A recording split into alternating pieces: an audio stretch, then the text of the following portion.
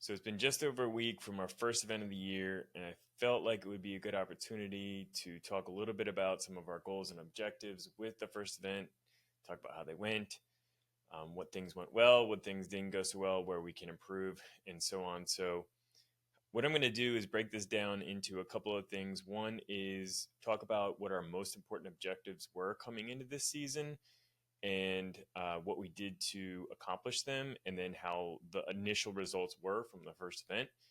I'm also going to talk about the new match format, and there were several new movements. A lot of people had concerns, questions about them, and so I'm going to get into each new movement and talk about what I liked or didn't like about it, seeing it play out in real life, and then I'm going to end with some things that I think we can do to improve, some things that we're going to focus on moving forward this year and into the growth of the sport overall. So let's start with at the end of last year, I wrote a year in review, kind of talking about some things that I think we didn't do so well last year that I thought we really could improve upon. And so, what I really want to focus on in relation to the first event are the things that we thought we did the worst last year. So, things that we really knew that we needed to perform and so or improve. And the main thing was related to the live stream. I felt like, and you can read this review that I gave in the link in bio or in the show notes, but um, essentially I said that we have hundreds of millions of views on our content over the course of the year, and I felt like we should be able to increase the number of people that actually planned and scheduled to watch the matches versus being at the mercy of the algorithm to distribute our matches on YouTube and other platforms for people to watch. So the goal was really to front load more views during the match days and early on after the match so that we know people did plan around watching them, which indicates that they're bigger fans and that they are following along in a way that is like a traditional sports season. So there's a few ways we're going to tackle this. One was to do a better job telling the story of the players and the season overall.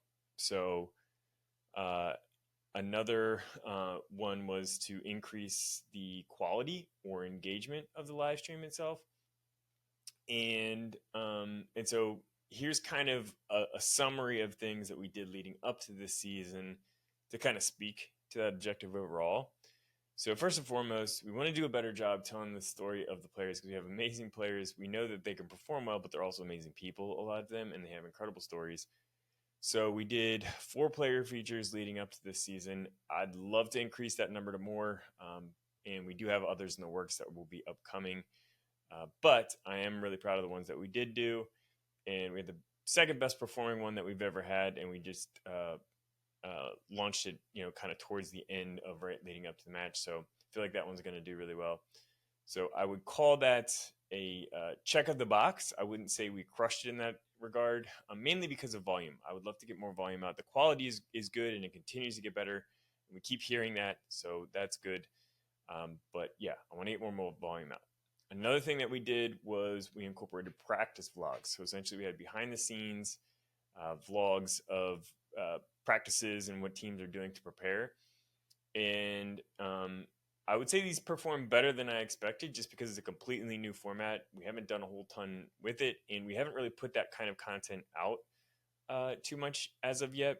And I actually heard just random people compliment them more than, say, a player feature, for example. So I feel like it accomplished the objective well. Plus, one of the other nice things about them is they created a lot of opportunities for short form that we could post on other platforms that would help tell the story of teams preparing leading up to the season, what they go through, what they think about, how rookies get introduced and taught about the sport and such.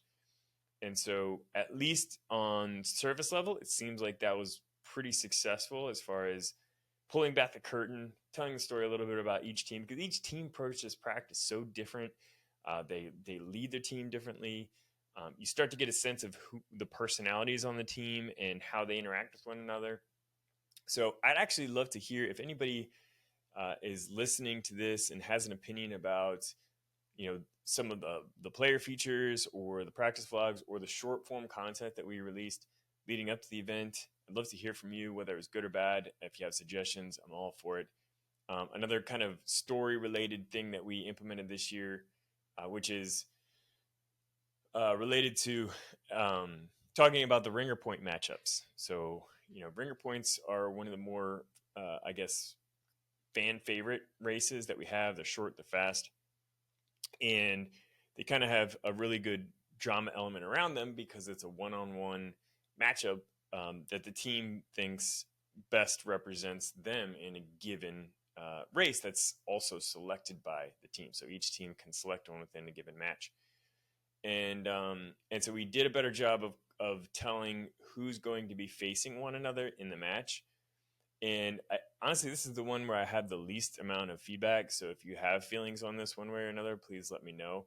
The comments were great on the video post that we did announcing it, and so I think it was good, and I think it was really helpful, at least for within the community and those that watch the video, to get excited and hype about the next day.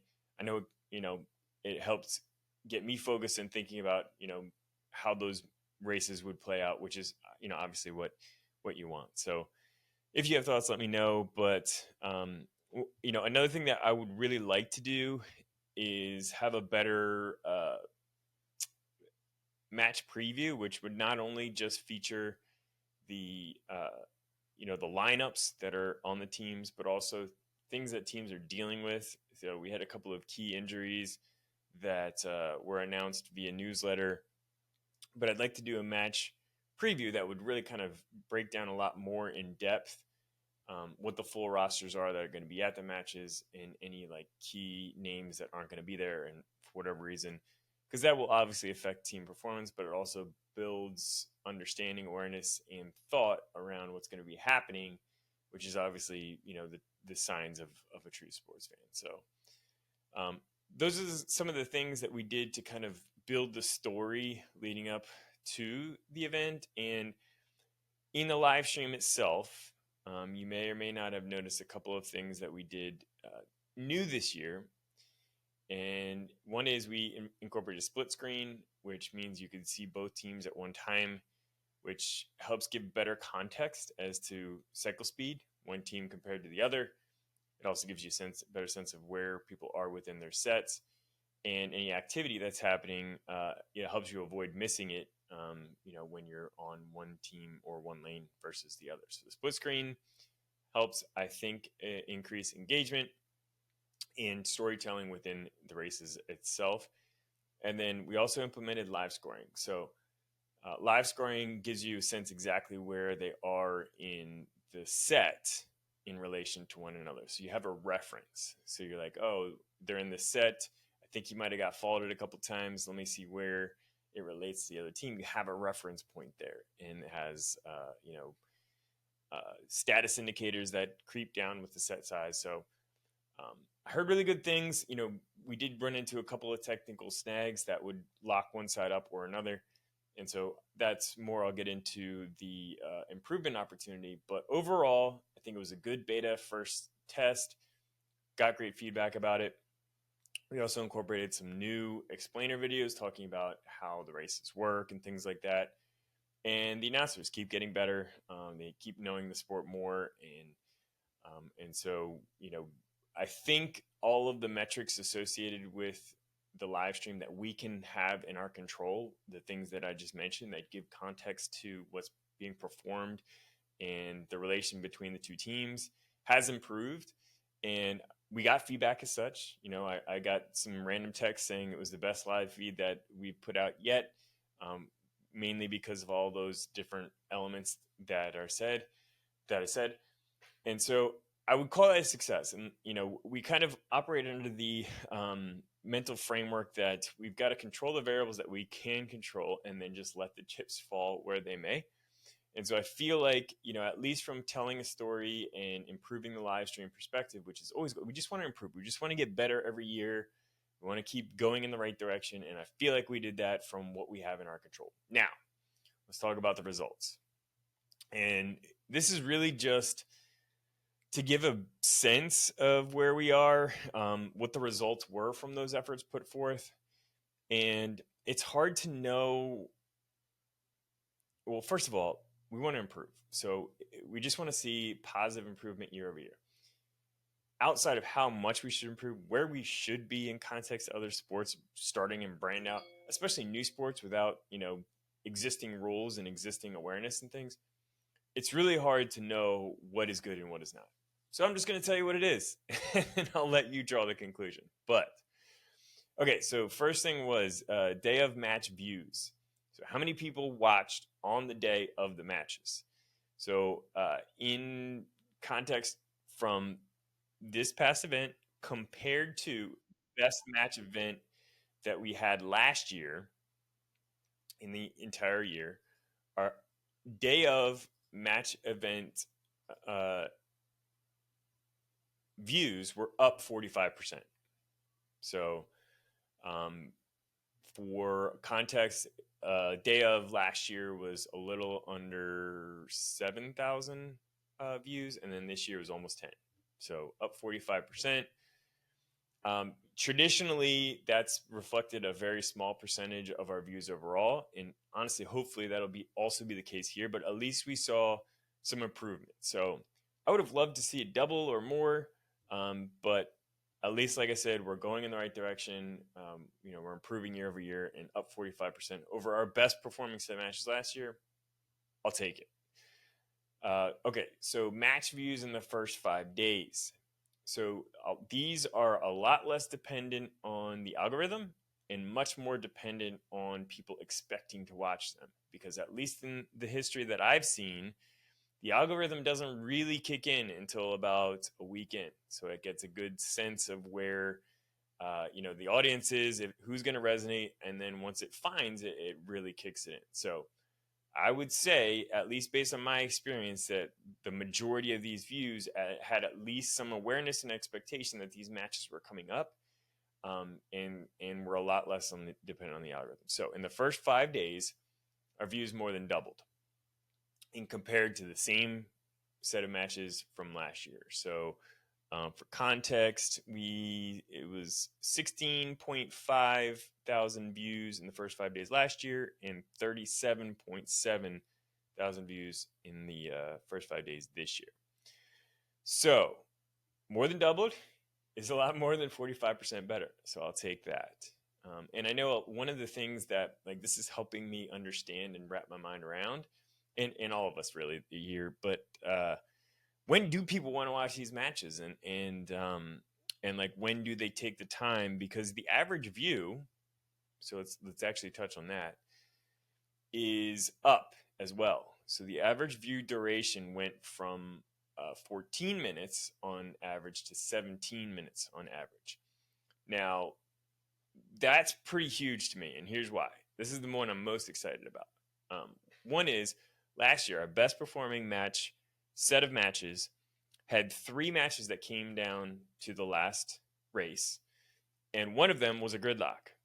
Okay, so those are really dramatic and exciting opportunities. That's grid letting it shine. And this past set of matches, none of them came down to the last race. And I think most of that is just pure luck, honestly. There was a lot of tight races, literally split second races. There was a ton of them. They just all seemed to fall one way in this set of matches for whatever reason. It's just the luck of the draw. But when it comes down to a couple of seconds, it could have gone either way for a lot of different reasons, and they just kind of all happened to fall one way in most of these matches. So they were much bigger point differentials than is typical for grid. So that what that means is there's less reasons for people to keep watching.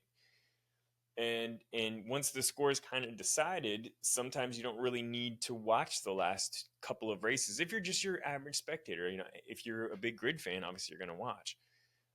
So either people were, wanting to see what happened for the reasons a bigger fan would, or, it's more engaging because the score helps keep people involved. The split screen helps give more to compare. Whatever it was, people have been watching more. Now, we don't know how that's going to translate into the algorithm distributed views, which I said in the past has, typically been in after about a week where they really start to kick in. So we'll see.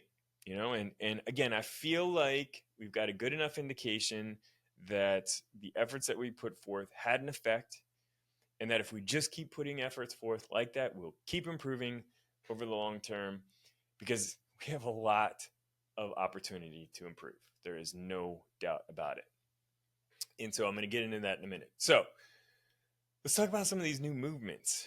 And it's always like a little bit of an uncomfortable process to bring new movements into the league, because uh, you know there's always teams that will maybe not have the athletes that speak perfectly to the new movements that are being incorporated, even if they require less skill than some existing movements. So, perfect example is the backward roll support is probably one of the riskiest, most complex, and hardest to learn elements that we have in the grid. And I don't think anything that we incorporated this year at a base level comes close to what's required to develop a backward roll to support, or like a connected toe to ring back uprise, for example. But um, there's still a learning phase. There's a learning process. There's an adjustment period with incorporating new elements.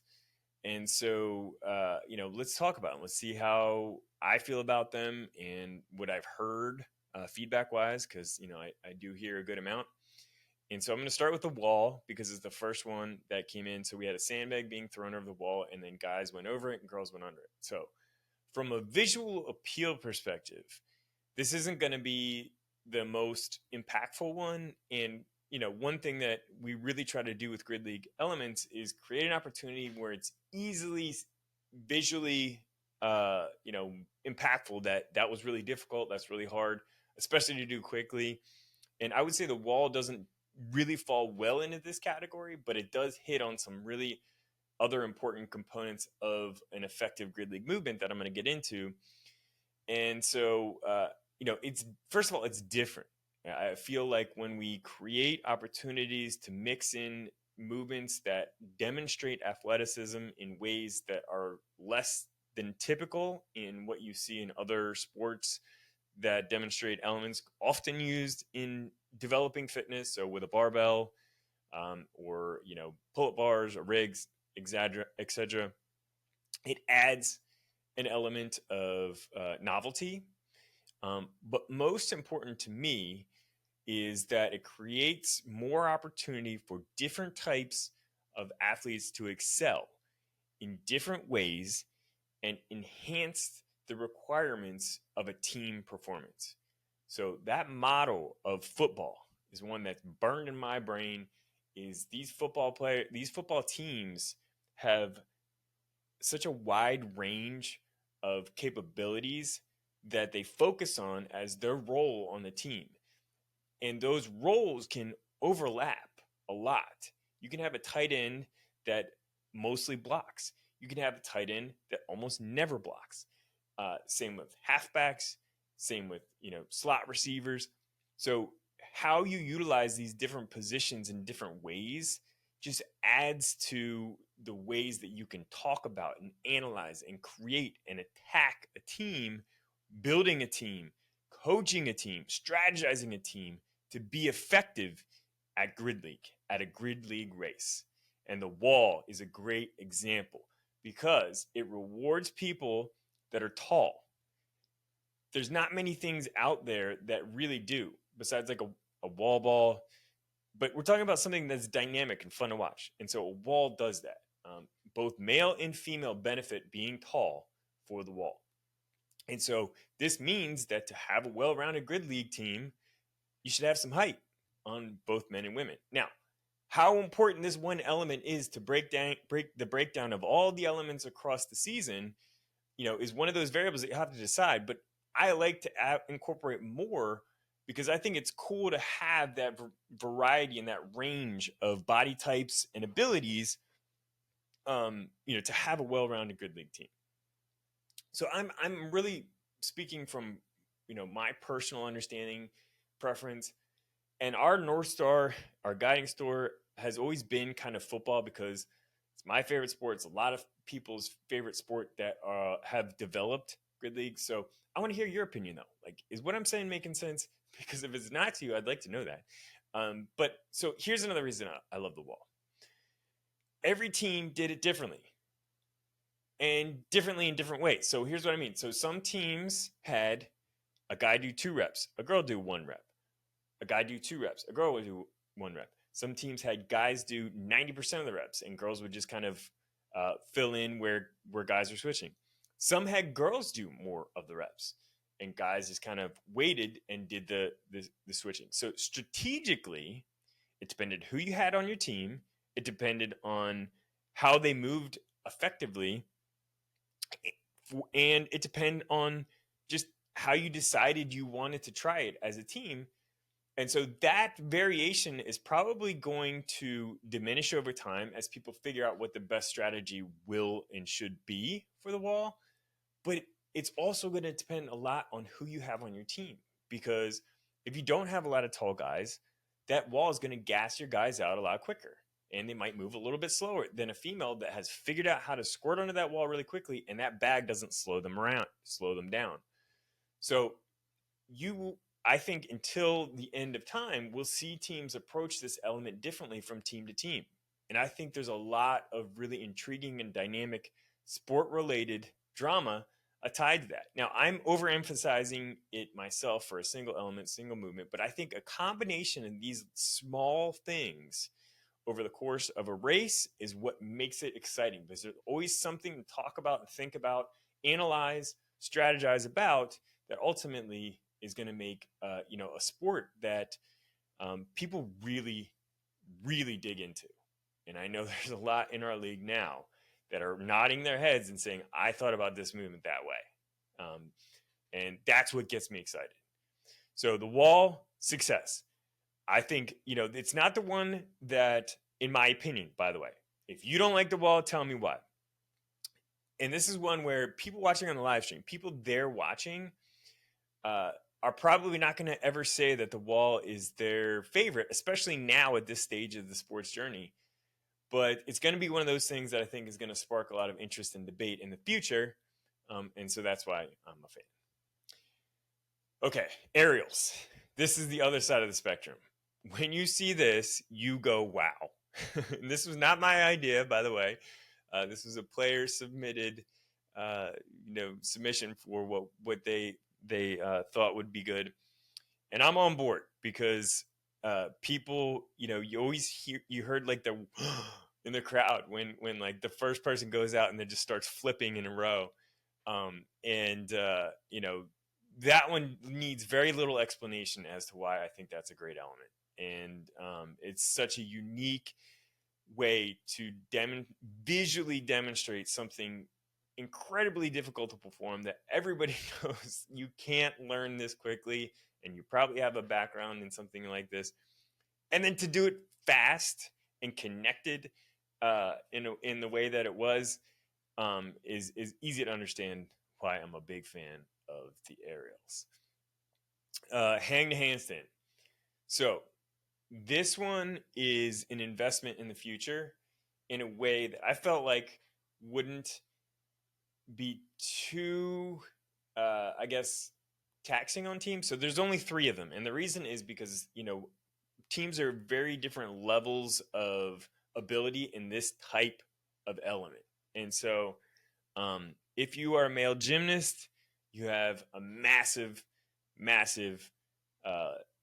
advantage over somebody that doesn't have a gymnastics background performing this element. But that being said, it's accessible to a wide range of skill sets that can make it on the grid.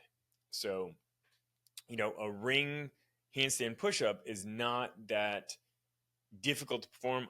I have actually had experience doing them in my more competitive days, and getting on top of the rings is obviously not that difficult. Any CrossFitter that's been CrossFitting for several years and considers themselves somewhat competitive can do muscle ups. So it's accessible. It's just a lot slower for somebody that doesn't have the experience a male gymnast does. And we got a little taste of where the direction of this element is going to go in the future. And that is the Aces and the Sharks did some giants to accomplish them. So essentially, and I believe the Lions as well.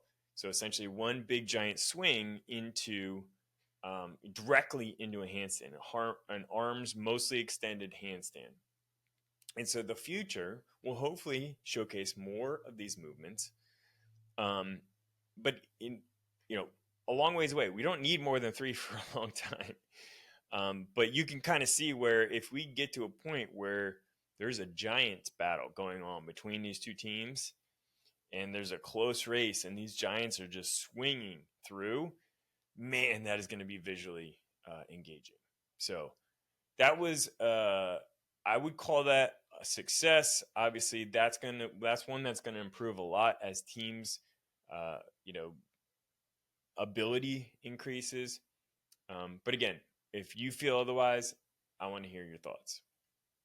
Okay, the wheeled sled. The wheeled sled, uh, man, every distance element is a success.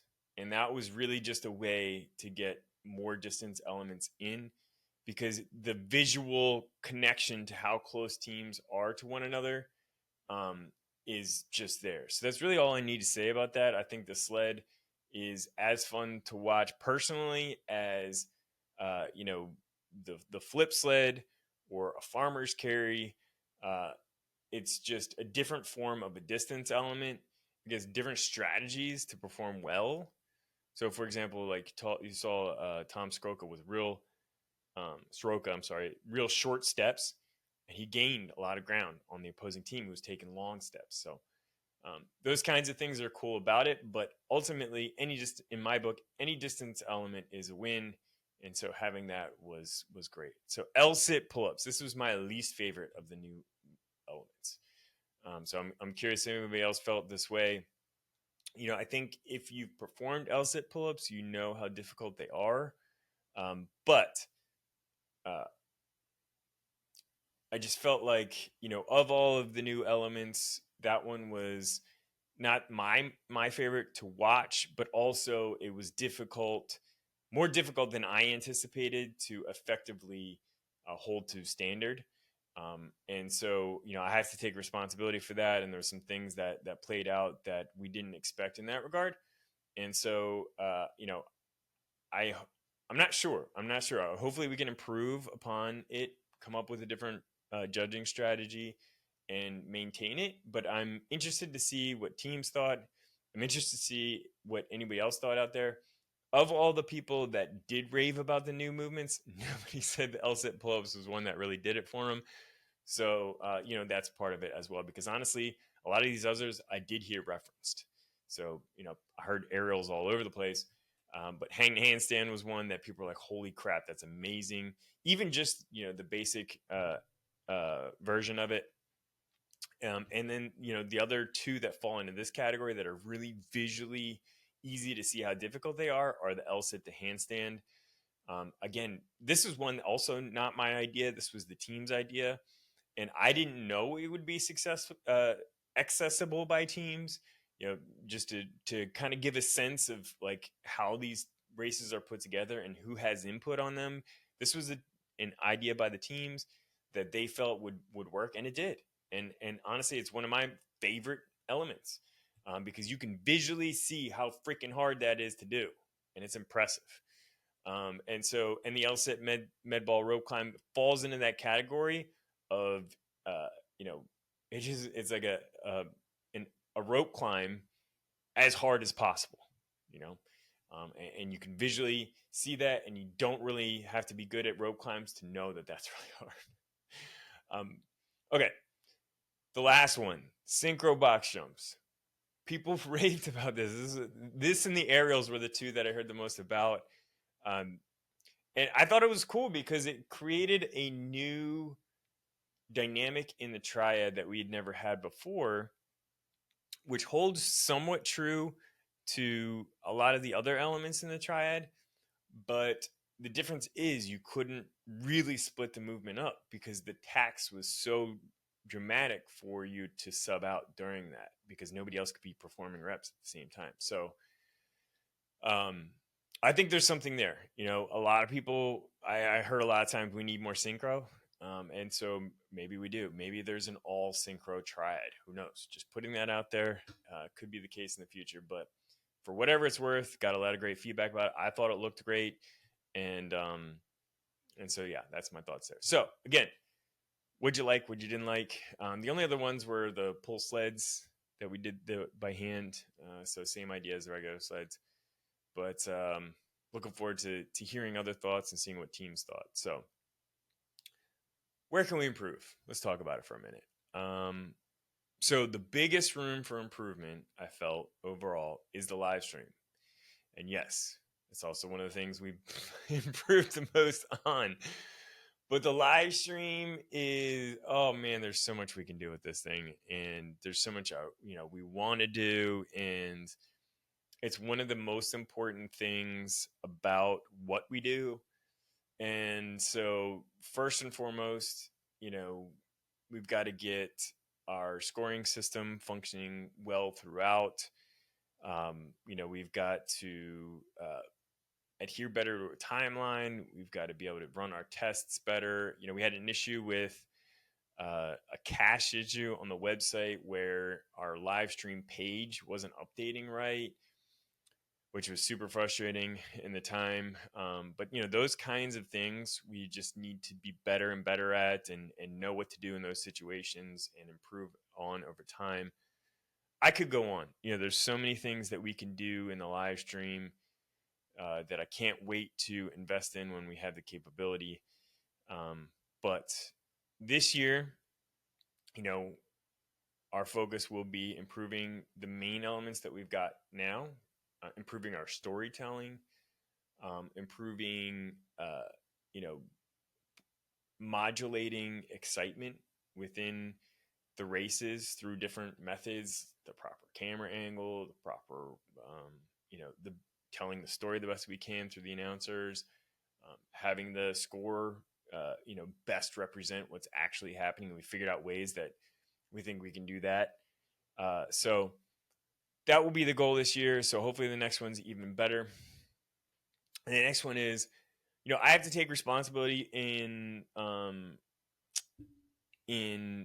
I felt like the refereeing, we have things that we can do to get better as a referee team. And most of that falls on me. And so